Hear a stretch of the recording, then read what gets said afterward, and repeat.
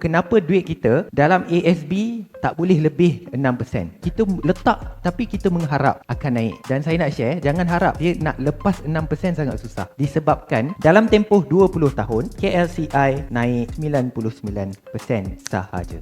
20 tahun. So tadi apa yang kita nampak, Malaysia, KLCI ni 99%, bermaksud Malaysia dia bagi pulangan average sebanyak 5% setahun. S&P tadi naik berapa? 580, betul? So saya nak share something. Purata pasaran saham US dalam tempoh 75 tahun. Banyak tak benda bedah berlaku? Banyak naik, turun, krisis kewangan, krisis Asia, macam-macam krisis, macam-macam perang, macam-macam penyakit, SARS, H1N1, H5N1, sesama burung, semua jenis sesama ada. Dalam tempoh ini, pasaran US dah bagi pulangan 10 hingga 11% setahun dalam tempoh 75 tahun. Cukup tak track record ni nak buktikan US jauh lebih bagus dari Malaysia? Kenapa ASB tak boleh bagi pulangan lebih dari 6% disebabkan duit ASB duduk di dalam pasaran bursa. Sebab itulah kenapa KWSP boleh bagi